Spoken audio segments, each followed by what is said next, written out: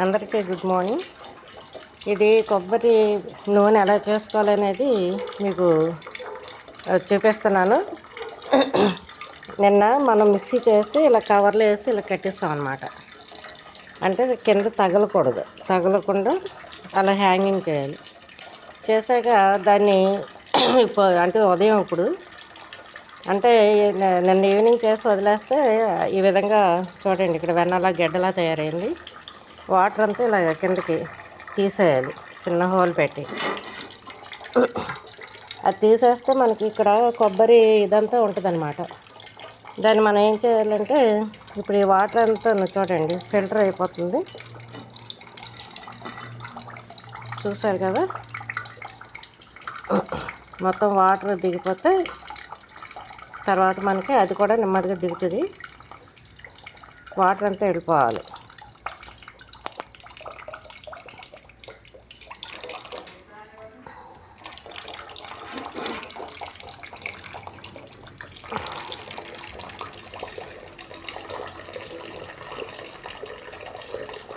ఈ విధంగా వాటర్ అంతా వెళ్ళిపోతుంది.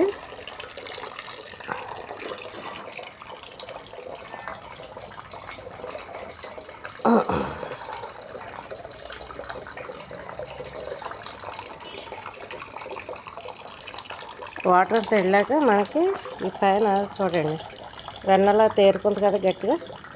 దాన్ని మనం ఇలాంటి దళసరి పాన్లోని కానీ దళసరి గిన్నెలో కానీ వేసి స్టవ్ మీద పెట్టాలి. స్టవ్ మీద పెట్టి మనం తిప్పుతూ ఉంటే అది ఉడికి ఆయిల్ పైకి వస్తూ ఉంటుంది అన్నమాట. ఒక 2 నిమిషాలు తిప్పి మనం వేరే పని చేసుకోవచ్చు. మళ్ళీ ఒక 5 నిమిషాల తర్వాత మళ్ళీ తిప్పుకోవచ్చు. దాంతో కూర్చోవాలని ఏమి ఉండదు. సిమ్లో పెట్టాలి, కాకపోతే హైలో పెట్టద్దు. ఈ వాటర్ అంతా కింద దిగిపోతుంది.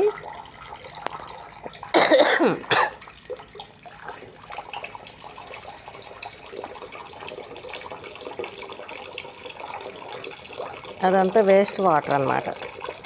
ఆ నీళ్లు మొక్కలకి మనం ఇవ్వచ్చు.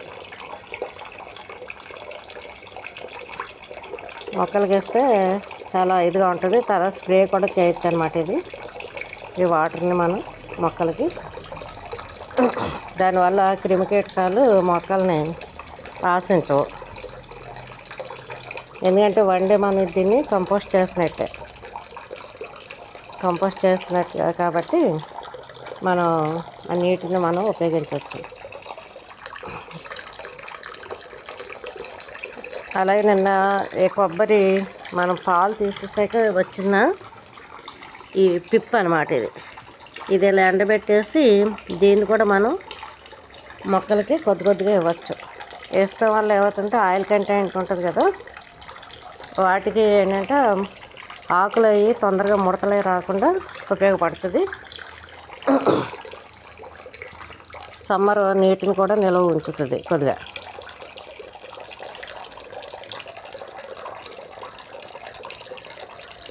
అంటే మనం ఎంత వాటర్ వేసి మనం పాలు తీస్తామో అంత వాటర్ బయటకు వచ్చేస్తుంది.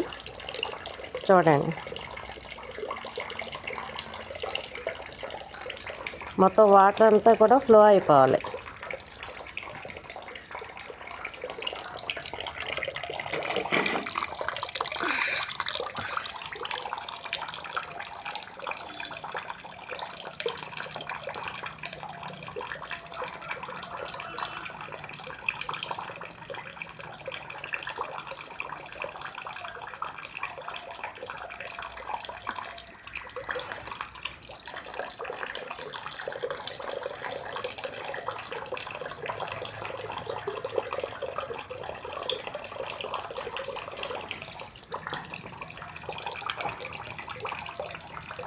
మనం కదపటం వల్ల ఏమవుతుందంటే అది కూడా మనకి కరిగి వచ్చేస్తుంది. కానీ గట్టిగా ఉంది, ఎందుకంటే బయట పెట్టడం వల్ల చూసారు కదా ఎంత గట్టిగా ఉందో.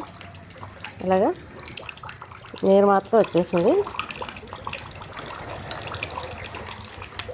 అయిపోయింది వాటర్. ఎందుకంటే వాటర్ ఉండటం వల్ల టైం ఎక్కువ తీసుకుంటుంది. అందుకోసం వాటర్ లేకుండా మనం తీసేయాలి. మనకి మళ్ళీ నూనె తయారవ్వాలంటే టైం ఎక్కువ తీసుకుంటాం. ఓకే, అయిపోయింది. ఇప్పుడు ఏంటంటే మనకి ఇది జాగ్రత్తగా ఇప్పేసి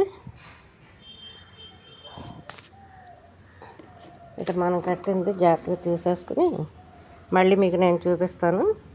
ఓకే.